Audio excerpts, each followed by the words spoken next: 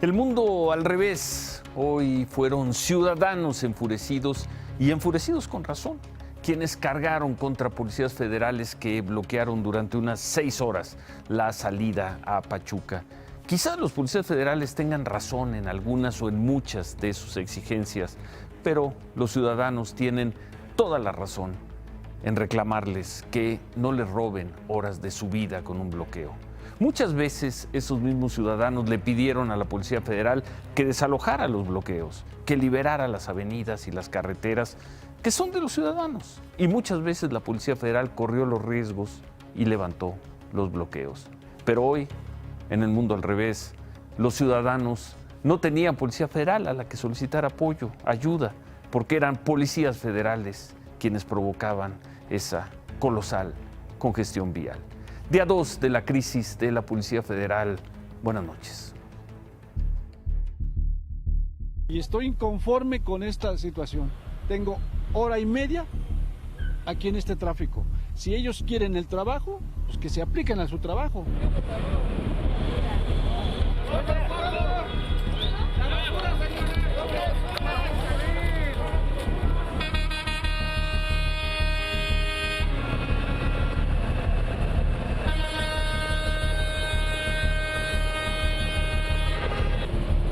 No se vale que ustedes hagan un bloqueo tan insignificante por esta situación.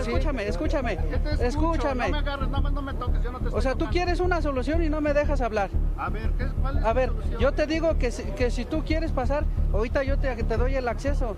Pero dices que yo no tengo derecho. Sí tengo derecho porque soy un ser humano como tú. La molestia desde ayer están así, uno tiene prisa, tiene cosas que hacer, la verdad.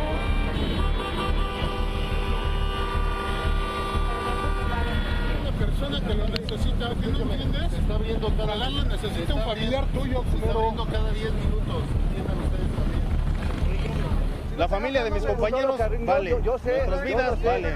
Yo lo Así sé, como pero tú necesitas trabajar, yo necesito trabajar. Dale, yo no vivo de promesas, por eso. Aguántame, ya te dije, ahorita voy a abrir. Aguántame. Un solo carril. Sí, ahorita. Sí, somos pueblo también, pero nosotros ¿qué culpa tenemos? Nosotros venimos a trabajar.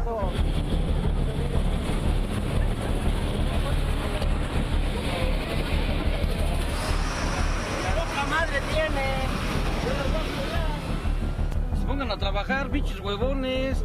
Así que se pongan a conocer la delincuencia organizada. Pero ve, sale la delincuencia organizada y no salen. Y ahorita ve, hijo de la chingada.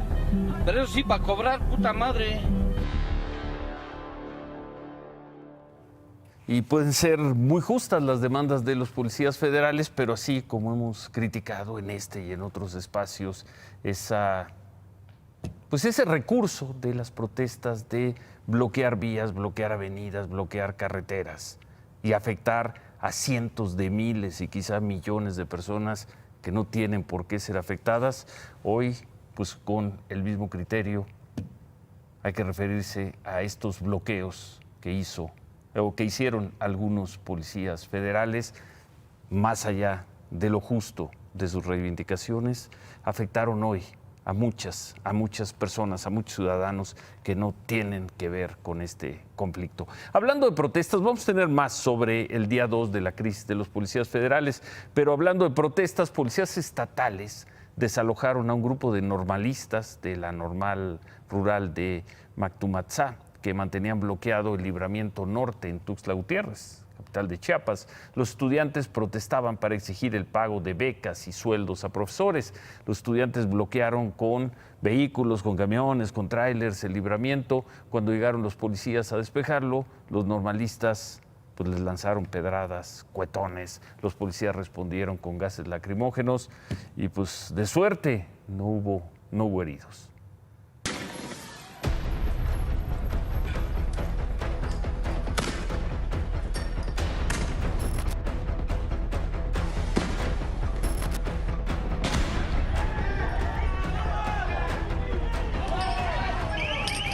Estamos de nuevo siendo víctimas, ¿no? Del diálogo que nos ofrece Rutilio Escandón Cadenas. Aquí está, miren.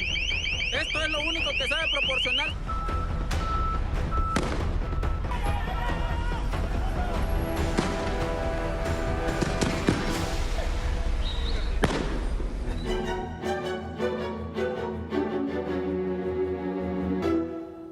hoy, por increíble que parezca, hoy se cumple un mes ya del secuestro y asesinato del estudiante Norberto Ronquillo. Por la mañana platicamos con su padre, que se había mantenido muy reservado de este tema, con el señor Norberto Ronquillo también. Él vive en la ciudad de Chihuahua. Nos dijo que la Procuraduría de Justicia de la Ciudad de México no le ha dado información sobre el caso y nos dijo también que tiene miedo a venir a la capital. Un mes de este caso, un mes ya. Por muchas razones, no quiero decirlo, tengo miedo de que en una idita para allá me pase lo mismo que a mi hijo. Tengo desconfianza y los que lo hicieron tal vez quieran parar esto de alguna manera. En lo personal, pues desconfío de varias personas. ¿De quiénes, Norberto? No puedo decir nombres, discúlpeme. Quiero primero ver el expediente. Personas cercanas, dijo, pero no quiero dar nombres.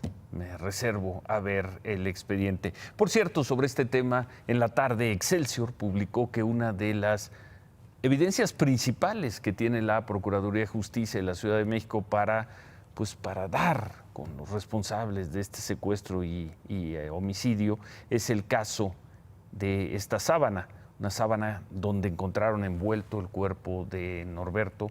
Recordarán, en un paraje de Xochimilco hace un mes. La sábana tenía bordada una etiqueta con ese texto: familia Hernández Guarneros. De acuerdo con la carpeta de investigación de la Procuraduría, esta familia es cercana a la víctima.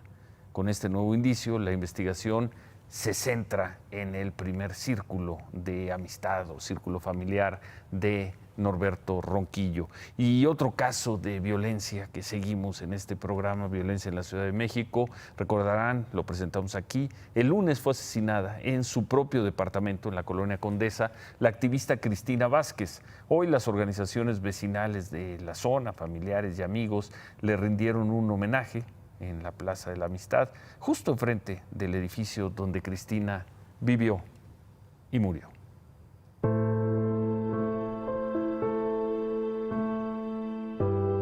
Una gran hija, mi gran fuerza, mi apoyo, siempre pendiente de su madre. Yo le pido al Señor que donde ella esté, nunca me dejó y que me siga mirando.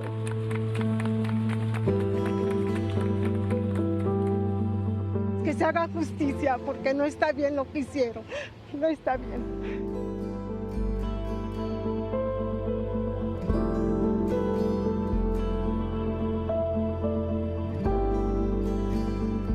Que a pesar de la tristeza, de la impotencia y del coraje, le debo decir gracias por haberme regalado un poco de ti.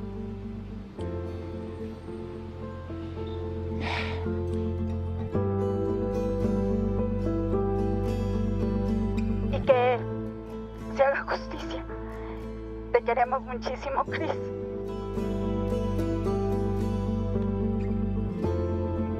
Gracias, donde quiera que estés.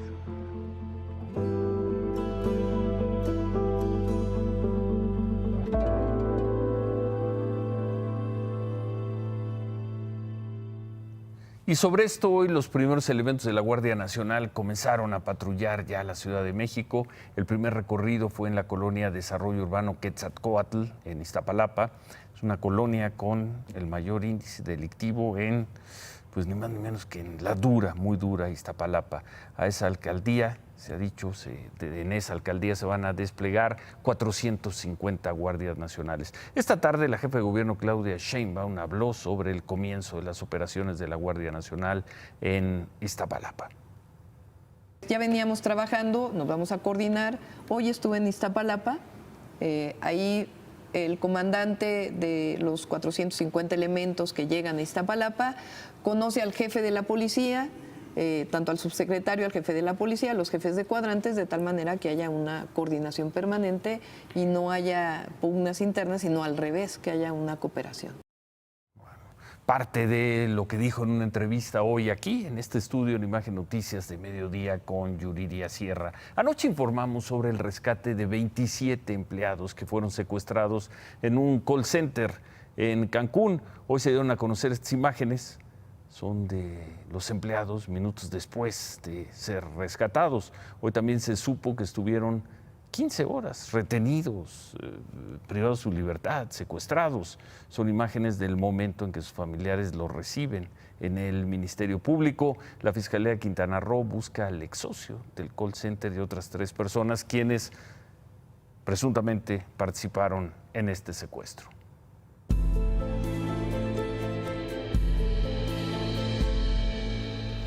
Y bueno, la historia del día, la supuesta mano negra que vio el gobierno federal en la manifestación de policías federales, tocó hoy al expresidente Felipe Calderón, quien salió a desmentir cualquier vínculo, cualquier nexo con esta protesta.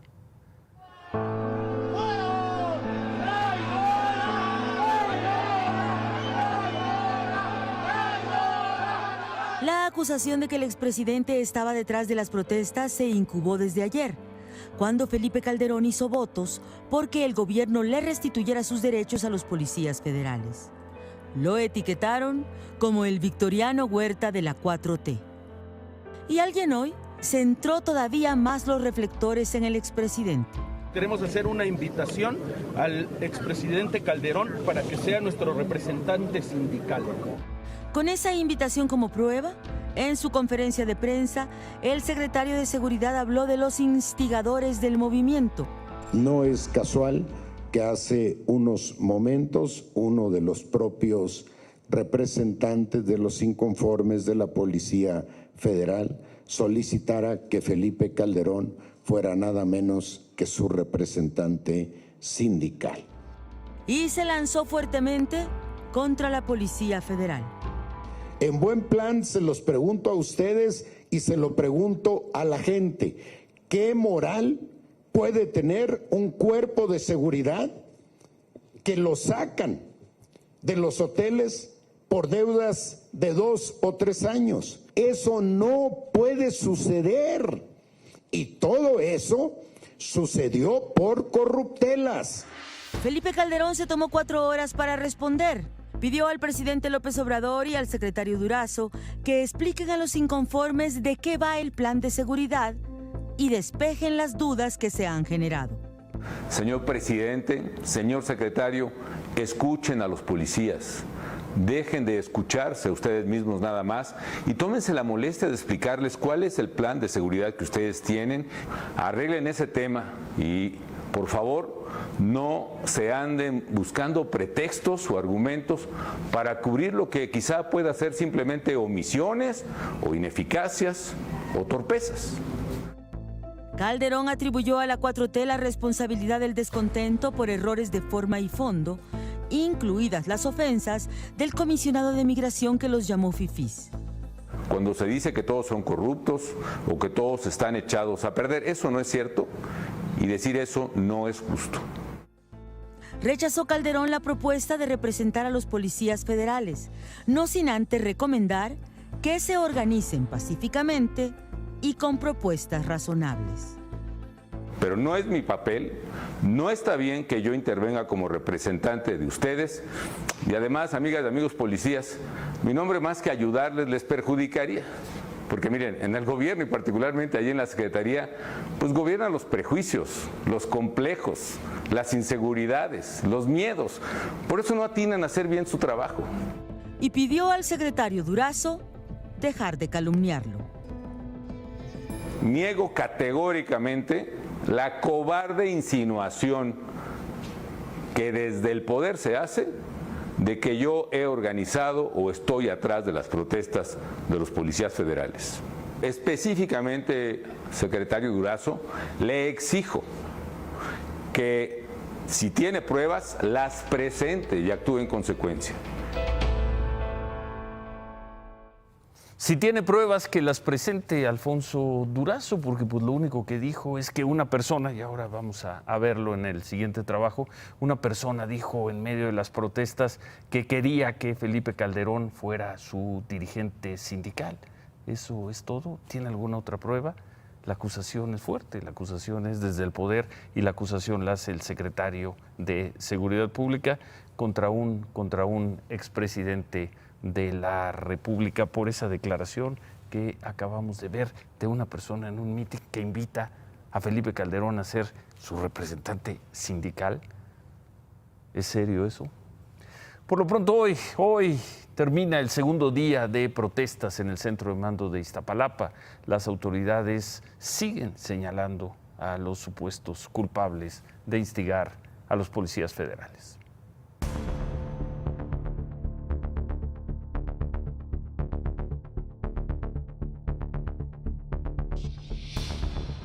Puede ser también y que llegan gentes de fuera con otros intereses y les dicen, ya te van a correr, te van a quitar tu sueldo, te van a quitar tus prestaciones, te vas a ir a vivir a un cuartel así de manipulación, de ese nivel de manipulación.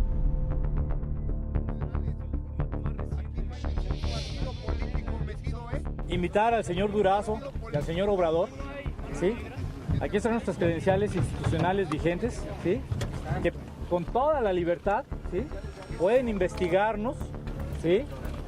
Pueden investigar nuestros expedientes, que verifiquen, ¿sí? Que verifiquen, que lo hagan bien.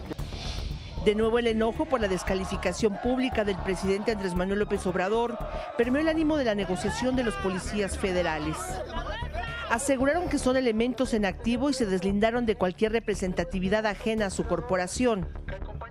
Y de este personaje, Ignacio Benavente, quien se ostenta como presidente de una organización de derechos humanos, a quien un grupo de federales llamó para recibir asesoría, y a quien hoy el secretario de Seguridad, Alfonso Durazo, identificó como un secuestrador y quien estaría detrás del movimiento de los federales. Quien fuese sentenciado por el delito de secuestro, ese es uno de los elementos que los medios de comunicación dieron un despliegue extraordinario el día de ayer. Nos deslindamos de cualquier representación política o de cualquier colectivo o de cualquier X. Somos policías, integrantes de la Policía Federal. Estamos defendiendo nuestros derechos y lo estamos haciendo de la manera pacífica y ordenada. Se me hace de muy mal gusto que me agarren a mí para distraer el verdadero problema, que es el de los señores.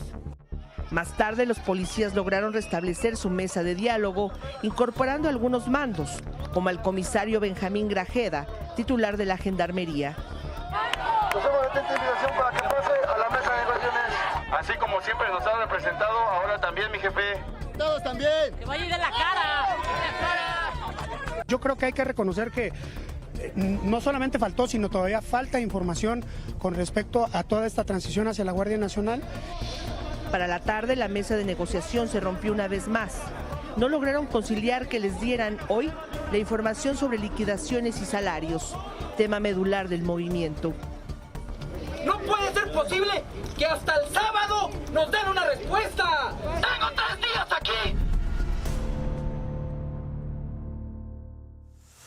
Bueno, ¿quién es esta persona, este señor Ignacio Benavente Torres? De acuerdo con la ficha que entregó el secretario Alfonso Durazo, este señor, además de haber cumplido una sentencia de 21 años por secuestro, también tiene abiertas 7 investigaciones por otros delitos en Sinaloa, Ciudad de México, Coahuila y Tamaulipas. Ignacio Benavente es líder de una asociación llamada Pro Libertad y Derechos Humanos en América. Es una asociación que tiene su sede en Tijuana y que se encarga de ofrecer consultoría jurídica gratuita a sectores vulnerables, es lo que se informa en sus páginas, como migrantes y reos. En fin, bueno, pues en eso está la crisis de los policías federales. No se ha solucionado. Mañana entrará un tercer día. Bueno, vamos a regresar a ese tema al final del programa. Ya veíamos que las negociaciones, por cierto, están paradas. No hay ningún tipo de acuerdo hasta este momento entre autoridades y policías. Por un lado, dentro del grupo de manifestantes comienzan a darse divisiones, rupturas con los representantes, y por el lado de la autoridad, el subsecretario de Seguridad Pública, Ricardo Mejía, enviado por Alfonso Durazo a negociar con los inconformes, escribió en Twitter que de su parte se mantiene la mesa de diálogo, que lo que buscan es lograr un acuerdo siempre y cuando esté basado en lo que ya dice la ley y la Constitución. El secretario Durazo pidió a los policías que están protestando que entreguen las patrullas y las armas que tienen en su poder. Dijo que si los policías abandonaron sus lugares de trabajo, deben estar desarmados como si estuvieran fuera de servicio. Esto lo dijo por aquellos policías que habían sido enviados a otros estados, pero decidieron regresar a la Ciudad de México para formar parte de esta manifestación. Veíamos al inicio del programa cómo se dio uno de los bloqueos que hicieron policías federales en la zona norte de la ciudad, ahí por San Juanico, en la salida hacia Pachuca. Hoy hubo menos bloqueos que ayer. Se mantiene activo el que está frente al centro de mando de la Policía Federal en Periférico, a la altura del eje 5 en Iztapalapa. Bloquean solo con dirección al sur. En unas horas va a cumplir 48 horas esta protesta. De acuerdo con la Policía de la Ciudad de México, ahí hay unas 200 personas entre policías y no policías haciendo estos bloqueos. Hubo uno más en la mañana que duró 3 horas en la caseta de Tlalpan, en la carretera México-Cuernavaca. Esa fue la protesta de hoy. En los estados se registraron protestas de diferentes tamaños, pero en 10 ciudades los policías salieron a las calles para manifestarse. En algunos lugares permitieron el paso en casetas, en otros realizaron bloqueos intermitentes. Algunas de las manifestaciones ocurrieron en Ciudad Juárez, en Juchitán, en Coatzacoalcos, en Tapachula. En Ciudad Juárez, federales que se encontraban en el penal federal número 9 salieron a bloquear por algunos minutos la carretera Juárez-Chihuahua. Pues no son unos cuantos en la Ciudad de México, quizá no sean muchos, no son la mayoría, pero están protestando en distintos puntos. Día 2. Regresamos al tema al final del programa.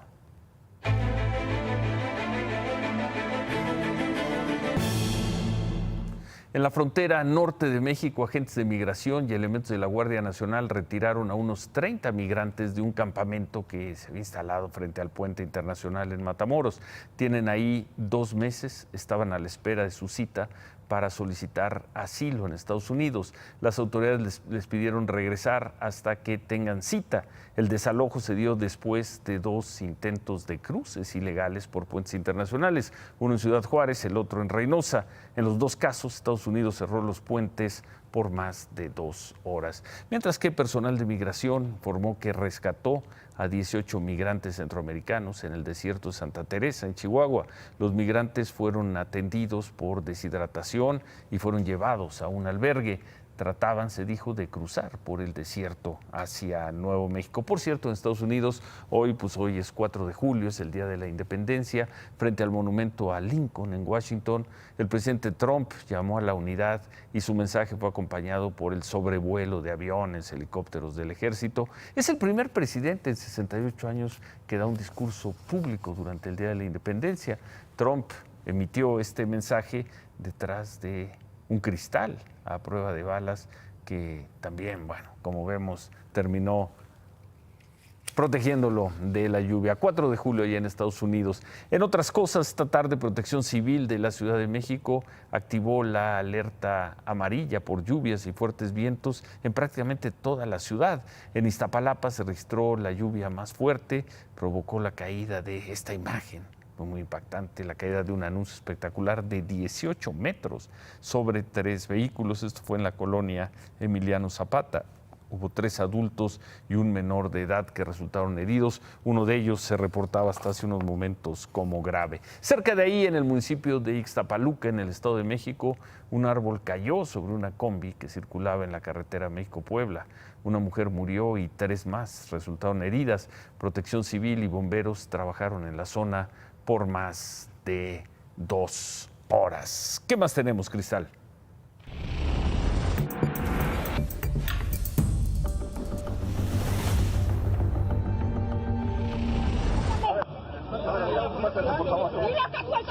Suéltala, pues, suéltala ya.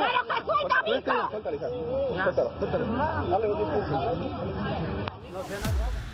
La Comisión de Derechos Humanos de Morelos inició una queja de oficio por presunto abuso policíaco tras la publicación de un video del momento en que una mujer policía agredió a una estudiante de secundaria en Zacatepec, Morelos.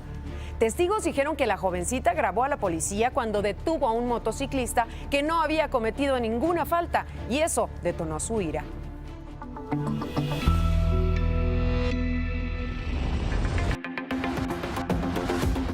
declarada emergencia en Guadalajara y Tlaquepaque, en Jalisco, luego de la granizada y lluvias del pasado domingo. 226 viviendas resultaron dañadas en Guadalajara y recibirán hasta 10,000 pesos de apoyo, mientras que en Tlaquepaque más de 1,000 inmuebles fueron afectados por las fuertes lluvias y también accederán a recursos federales. El apoyo será proporcionado por el Fondo Nacional de Desastres Naturales y la evaluación y seguimiento se hará a través de un comité integrado por autoridades locales.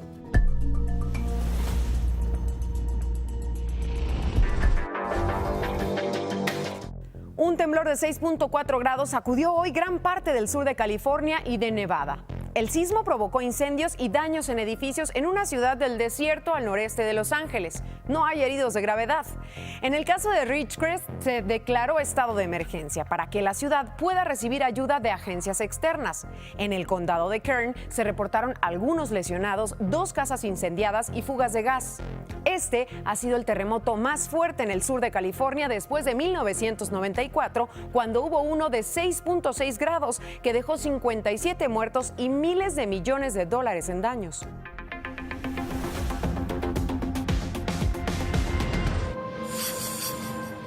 La revista norteamericana satírica y humorística de cultura popular y celebridades Mad dejará de publicarse después de 67 años de circulación.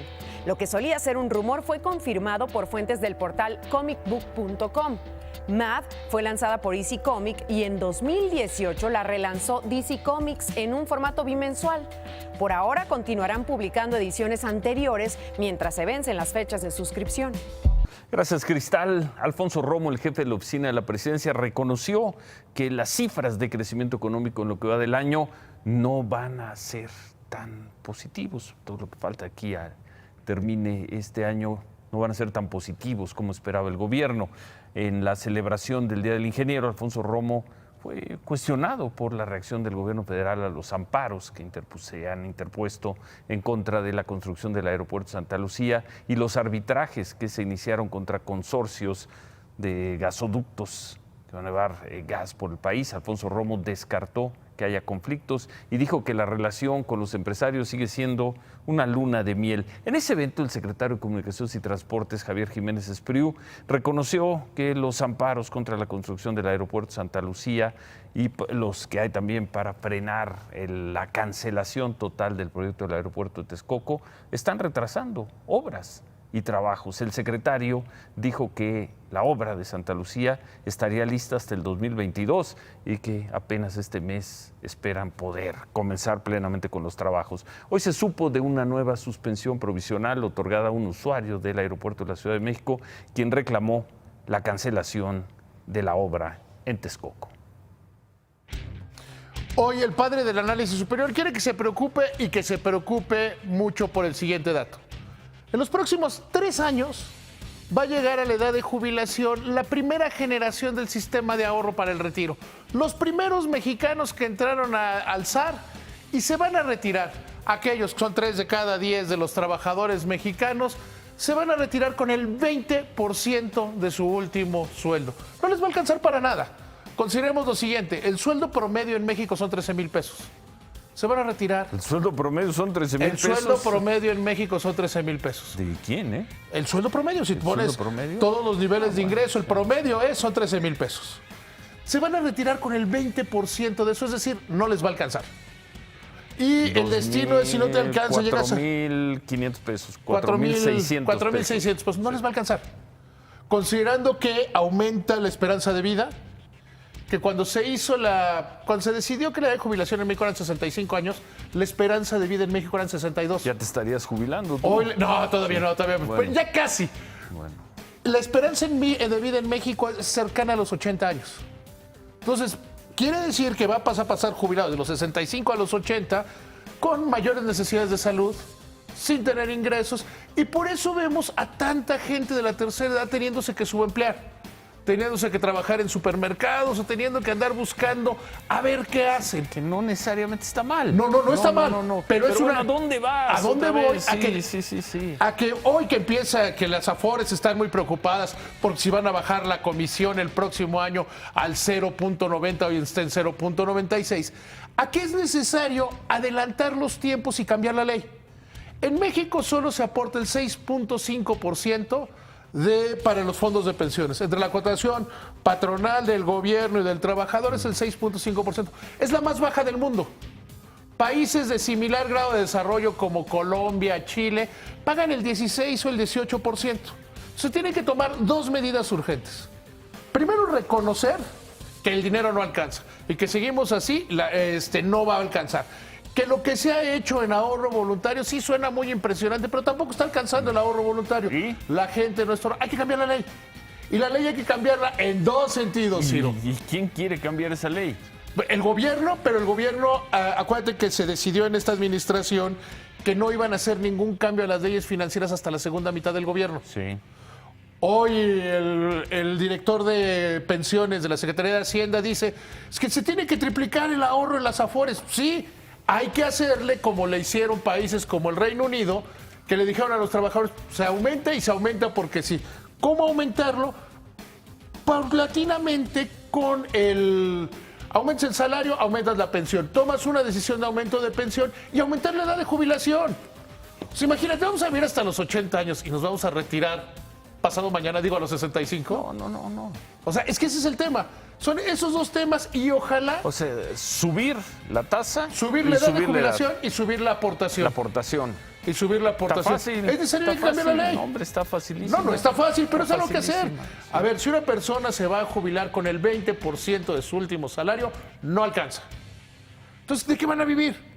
Antes en este país teníamos, pues como tenías muchos hijos, los hijos con que uno te saliera bien mantenían a los abuelos, la población es más pequeña, los hijos tampoco tienen tanto dinero, luego hay tanto millennial viviendo con los papás, que ¿de qué los vas a mantener? Entonces se requiere necesariamente cambiar la ley. No me lo digas a mí. Bueno, remátala, David. Hoy, como veíamos hace un momento, Alfonso Romo, el jefe de la oficina de la presidencia, dijo que si bien los números no son tan buenos o menos buenos de lo que esperaban, no vamos a caer en recesión. Veamos, ya están por salir los números al cierre del tercer trimestre. Bueno, hay una versión, está circulando, de que se habría alcanzado ya un acuerdo entre el gobierno federal, la Secretaría de Seguridad Ciudadana, con los policías federales en protesta, confirmado por todos lados ese acuerdo, al menos hasta este momento, las 11 de la noche con 3 minutos tiempo del centro, en el tiempo del centro del país, no se ha alcanzado. No es una versión cierta, esa que está corriendo por ahí, de que habría terminado ya la protesta de los policías federales. No, hasta este momento. Javier. Ciro, regresamos con México contra Estados Unidos. Yo que usted no apostaba. Volvemos con eso. Bueno, no apostaba. Regresamos con más sobre el tema de los policías federales. Más allá de que no se haya alcanzado un acuerdo, es una protesta que no puede por muchas razones durar mucho más. Volvemos. La voz de los policías federales ha sido escuchada. Ese objetivo ya se logró, ya se alcanzó. Pero el conflicto con el gobierno del presidente López Obrador no puede prolongarse mucho más. Y no puede prolongarse por una razón simple. Ellos son servidores públicos del área de seguridad en un momento en que se vive una grave crisis de seguridad. No puede prolongarse porque ellos son, no más, no menos, policías federales. Ya obtuvieron una serie de promesas que mañana mismo podrían convertirse en compromisos y acuerdos. Así como los policías federales no pueden seguir trabajando en esas lastimosas condiciones que aquí hemos documentado durante varias noches, tampoco pueden seguir dándole ventaja a los grupos criminales. La verdadera lucha, la verdadera épica de los policías federales, de los guardias nacionales, no está en los pleitos internos, está afuera, en la calle, en la lucha contra los criminales. Su voz ha sido escuchada y hay una promesa, compromiso del gobierno de que buena parte de sus demandas serán atendidas. Por eso, ojalá este día 2 de la crisis haya sido el último y ojalá mañana estemos haciendo la crónica del acuerdo. ¿Por qué? Porque son policías federales y ¿por qué? Porque hay una gravísima crisis de seguridad. Imagen Noticias con Ciro Gómez Leiva, lunes a viernes 10:30 p.m. Participa en Imagen Televisión.